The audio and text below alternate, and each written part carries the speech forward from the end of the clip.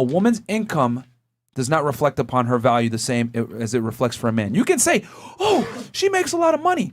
I will tell you how many porn stars we know that live miserable lives that make $100,000 a month because they can't find the fucking guy to take them seriously. They can't have children. They can't have a family. I'm telling you, we've had women cry on this podcast. Successful porn stars that do that.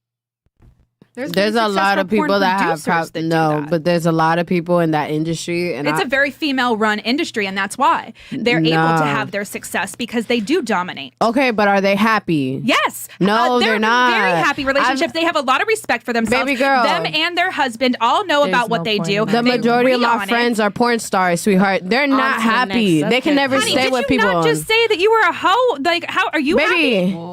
Do you think I'm not happy? Because I have a very happy life, and I do the things that I want. I didn't think you were unhappy. But not everyone is. Because when you go into the porn industry, your whole face is out there, baby girl. Your whole face is right here, baby girl. I know that. Okay, you don't think I don't know that? And being a porn star are two different things. You need to understand that. Unless you do porn, you need to understand what it goes into it. Because those people have a very fucked up lifestyle half of the time. Because I met people that come from very fucked up lives. They're never happy. They do that shit just to support themselves. Okay, baby? They do that to survive. Not because they're happy. Most of those people aren't happy. They're not. I had my own best friend that I lost because she is a hoe. She is a porn star. She was never happy. She would cry in my arms, bro. So you're not going to sit here and say that are too. I'm sure they're crying. And how many of them are addicted to drugs? How many of them are addicted to drugs? Spending a whole bunch of money on hoes. How many of them are actually happy? How many of them are actually in a faithful relationship where they can stay and they can go home and they're happy with that woman? They're not fucking another bitch. And they're saying also, even if there are other people like that, if there are people that you know that are like that, that's probably the 1%. It's not the 1%. I mean, if I personally know multiple people, how do y'all not know multiple people in a 7 billion people world? That's what I'm saying. You know what? 10 people out of 7 billion people? How many of those 10 million? I didn't meet 10 that don't like it. Yo, what the fuck? Okay, so I mean, I'll give you.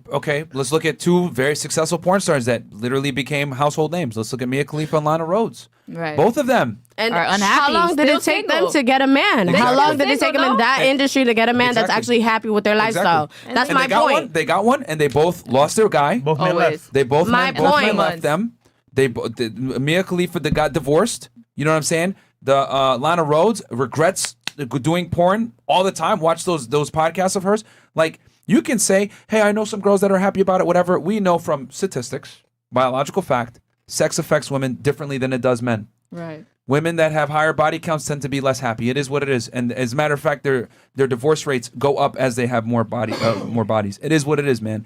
I don't make the rules. I just report them because women release serotonin when they have sex, which is an attachment thing. We don't have to get into the science of it. But in general, sex does not affect men the same as it affects women. A man is far more tolerant of being promiscuous and it not fucking up his psyche than a woman.